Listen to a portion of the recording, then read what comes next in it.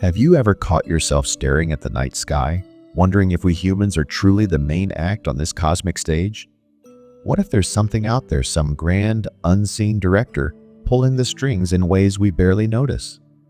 Today, we're diving headfirst into one of the most mind-bending revelations ever proposed by famed explorer of consciousness, Robert Monroe. Buckle up, because once you hear about Loosh, you may never see reality the same way again. Stirring question. When I first heard about Robert Monroe and his weird, almost sci-fi notion of Loosh, I was honestly skeptical. I mean, come on, energy harvesting? Higher beings feeding off of us like we're some cosmic buffet. It sounded like something ripped straight from a dystopian novel. But as I dug deeper into Monroe's story, I was blown away by just how many puzzle pieces began snapping into place. Could it be that our emotions, our joys and struggles are more than just fleeting experiences, and that they're actually the key to a hidden system older than human history itself? Who was Robert Monroe anyway? Robert Monroe wasn't a typical researcher in a white lab coat. He was a radio broadcasting executive. Yes, the kind of guy who managed and created shows you'd hear on the airwaves. But he had an itch for something bigger, some uncharted territory that radio signals couldn't quite penetrate. Through a series of spontaneous out-of-body experiences, OBs, Monroe discovered he could project his consciousness beyond his physical form. Imagine floating up from your body, free to roam invisible realms. No spaceship required, just your mind, stepping outside the boundaries of everyday reality. Adventures beyond the physical. Now, for many of us, the mere idea of leaving our bodies can conjure up either goosebumps of excitement or a sense of dread. Monroe, however, approached these out-of-body journeys like a curious scientist. He meticulously documented each venture, each encounter. Over time, his notes began to paint an astonishing picture of realms brimming with strange entities, energies, and laws that defied everything mainstream science taught us. And at the heart of all these discoveries was one recurring theme: human energy, what Monroe eventually called Loosh. From mythology to modernity. Before we dive into the Loosh concept, it's worth noting that the idea of humans being energetically significant isn't a brand new invention. Look at ancient mythologies, the Greek gods perched on Mount Olympus orchestrating mortal fates, the Sumerian Anunnaki guiding humanity like chess pieces, or the Gnostic notion of archons who manipulate human perception to keep us stuck in an illusory world. Whether we're talking thunderbolts from Zeus or the wrathful interventions of an Old Testament deity, there's a recurring narrative that unseen hands stir our pot. So, when Monroe claimed to find evidence of higher beings feeding on our emotional energy, it echoed something that had been whispered across cultures for centuries, just wrapped in a modern, almost scientific package. The astonishing information download. One of Monroe's most extraordinary moments came during his astral explorations, when he encountered entities that seemed way beyond human comprehension. According to Monroe, these beings didn't just chit-chat in the normal sense. Instead, they sent him information downloads. In a blink, entire chapters of knowledge would flood his consciousness. Imagine receiving an entire library's worth of data in a flash. No words needed, just pure, unfiltered insight. And the biggest bombshell of these downloads? Earth, and humanity by extension, might be a grand experiment designed to produce a prized substance, Loosh. So, what exactly is Loosh? Let's put this in simpler terms. Picture a backyard garden where you're cultivating plants for their fruit. According to Monroe's revelation, Earth is that garden, and we are both the crop and the farmer. Our experiences, especially our intense emotional states, generate a special kind of energy, which these higher entities collect. Monroe likened this energy to a rare, precious resource, crucial for some cosmic purpose. It wasn't just about fear or pain, though. Emotions like love, compassion, and joy were actually the higher octane versions of Loosh. Think of it as a gourmet meal vs. a bag of junk food. These gardeners apparently prize the more refined flavors of positive human emotion. shaking the foundation. Initially, Monroe was horrified. Can you blame him? No one enjoys the thought that their heartbreak, their elation, every tear, and every belly laugh might be fueling some invisible machinery that remains forever just out of sight. It's a bit like waking up to find you're a character in the Matrix, your daily grind fueling an energy harvest you never signed up for. But rather than spiral into paranoia, Monroe kept investigating.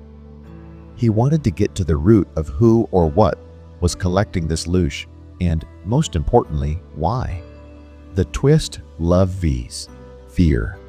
If you're thinking, great, so we're cosmic cattle, helpless to these invisible forces, Monroe's insight took a surprising turn. He found that while negative emotions, anger, fear, despair, produce a certain type of loosh, it's usually less refined like crude oil. But genuine love, empathy, gratitude, that stuff is premium, the fine vintage wine of emotional energy. In Monroe's view, life isn't just about being harvested, it's also about discovering how to transform those lower emotions into higher ones. Essentially, Monroe suggested that Earth is also a school, a place where we learn to transmute life's inevitable frustrations into something luminous and pure, emotional alchemy. Think of your heart as an alchemist's furnace. Life throws in raw emotions, sometimes messy, sometimes painful. Through personal growth, introspection, and a dash of self-love, those raw lumps of emotional metal can be purified into gold. This is what Monroe believed was the end game. We become masters of our internal energies. Because once you learn to manage and elevate your emotional state, you stop being an unconscious energy well for forces you're not even aware of. It's like plugging a leak in a boat. Suddenly, you're in command, steering toward calmer waters instead of being tossed around. Ancient echoes and modern reflections. This concept of humans being food for higher entities might sound unthinkable to some, but is it that far from how we interact with other life forms? We casually harness cows for milk, bees for honey, both of which rely on their body's energy outputs. Zoom out for a second and imagine if a higher species was doing the same thing to us, but on a subtler, more energetic plane. It's unsettling, sure, but it also invites a deeper sense of responsibility. Maybe we have more control over our emotional state than we think. Perhaps we can direct our loosh production toward creativity, love, and growth rather than fear, shame, or anger. A universe powered by emotion. Monroe's findings hint at a universe fueled by emotional energy, making our feelings far more impactful than we realize.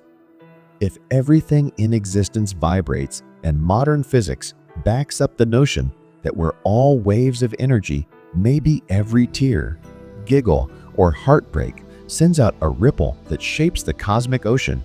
Our day-to-day dramas might feel trivial, but from an energetic standpoint, they're far from meaningless. In fact, they could be feeding or balancing entire realms of existence beyond our normal sight. If that doesn't give you a sense of wonder, I don't know what will. Escaping the farm. The idea of us being in a loosh farm sounds grim, but Monroe discovered a liberating angle. Higher states of consciousness achieved through meditation, self-inquiry, or what he called escape velocity can help us break free from repetitive cycles of negative emotion. Think of negativity like quicksand. The more you struggle blindly, the deeper you sink.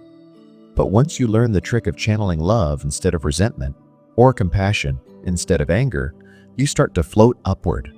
This, according to Monroe, is how we graduate from being simple producers of energy to conscious co-creators of reality. The demiurge and other characters. In Gnostic teachings, there's a character called the demiurge, an imperfect creator who formed the physical world. Surrounding it are the archons, whose job is to keep souls trapped in ignorance. That might be a fancy way of describing the same phenomenon Monroe witnessed, an orchestrated system that encourages the production of certain energies while blocking us from seeing our full spiritual potential. But Gnosticism also preaches that by gaining true knowledge, gnosis, we can break these cosmic chains. Similarly, Monroe's approach suggests that the more conscious we become of our emotions, the less we get played like marionettes. A cosmic internet of Loosh. When Monroe talked about Loosh being harvested, he also spoke of it being distributed throughout the cosmos. This conjures up a mental image of a vast network, like a galactic internet, where bits of emotional data get uploaded, processed, and downloaded. Some corners of the universe might need more intense vibrations for growth, while others might thrive on softer, more nurturing frequencies. It's like a cosmic power grid, redistributing energy to keep galaxies spinning and consciousness evolving. If we accept this concept, it implies that our day-to-day emotions have far-reaching consequences. Yes, your mood on a Monday might ripple out to places you can't even pronounce. The personal revelation. Imagine waking up one morning, looking in the mirror, and feeling the weight of this realization: my heartbreak and happiness might be feeding something out there. It's a bit like discovering an ant farm in your basement, except we're the ants. But here's the kicker: Monroe's experiences didn't leave him feeling powerless. Instead, they drove him toward an unwavering curiosity about how to harness these emotional energies for spiritual upliftment. We can transform just another day on Earth into a deliberate quest to refine our inner states, not just for ourselves, but as a conscious gift back into the cosmic web. Empowerment through awareness. Let's be real. Negativity sells. Look at our news cycle, popular media, or the endless doom scrolling we sometimes get lost in. Could it be that these negative narratives siphon off a low-grade Loosh, keeping us locked in fear and division? If we want to change that pattern, we can start by treating our emotional life like a valuable resource. We can practice gratitude, forgiveness, and compassion, not just because they're nice virtues, but because they're rocket fuel for creating a better reality. Every time we choose a higher frequency emotion, we're basically flipping a switch that says, I choose to feed the universe with love, not fear. The garden grows both weeds and roses. Monroe's story highlights a duality.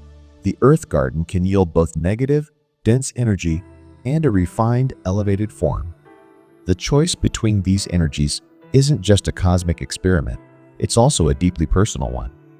Yes, life throws storms, heartbreaks, and tragedies our way.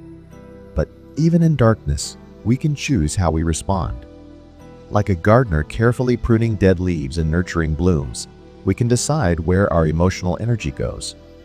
Do we let the weeds of resentment and self-pity overrun us, or do we cultivate the fragrant roses of compassion and hope? We're all creators. Monroe's revelations didn't end with the notion of being cosmic cattle.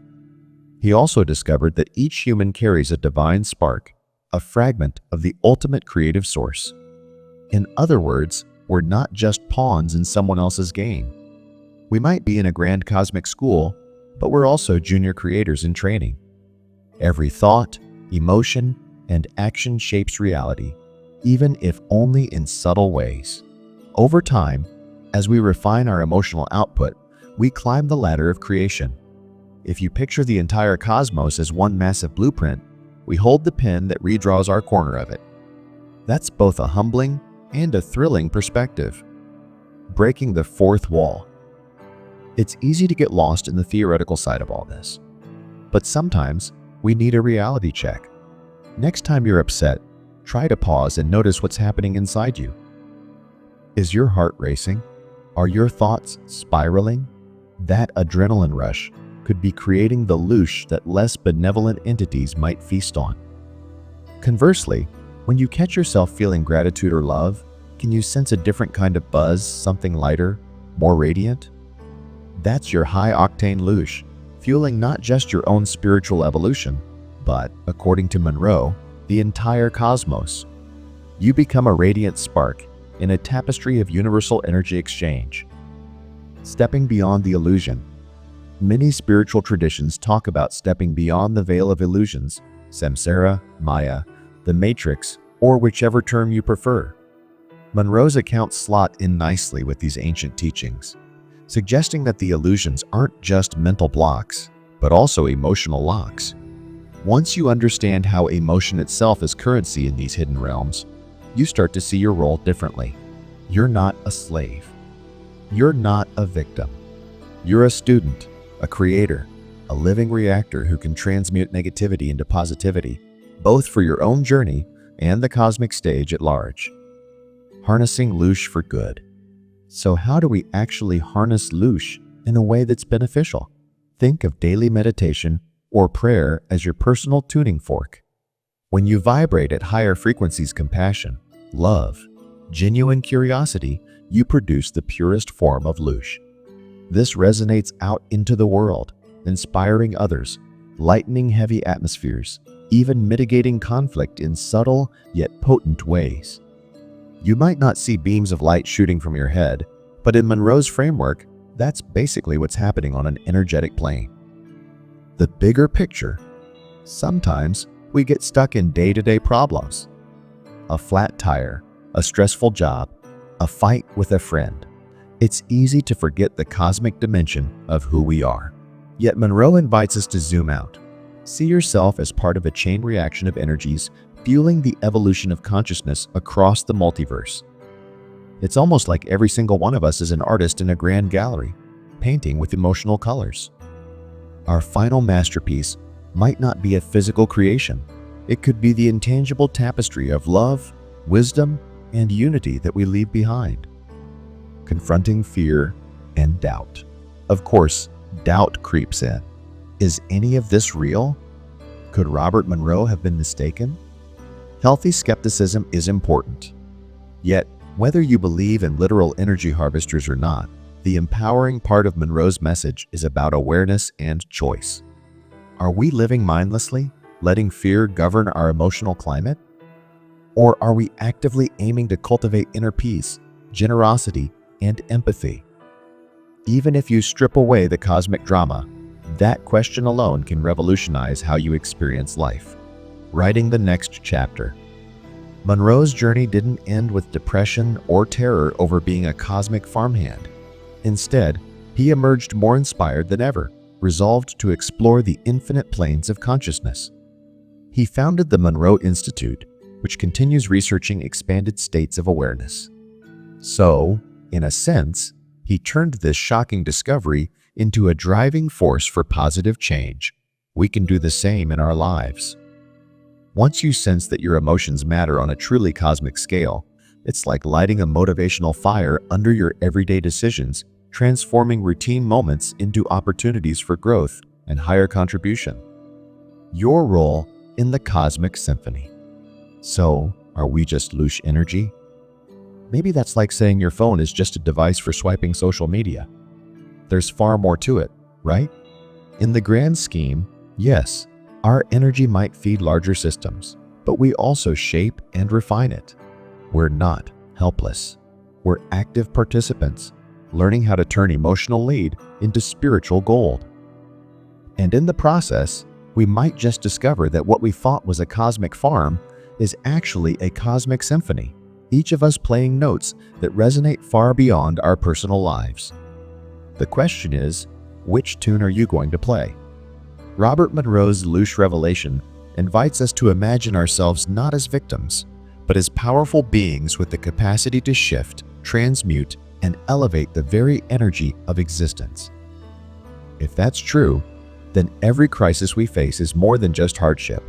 It's an opportunity to create a higher vibration.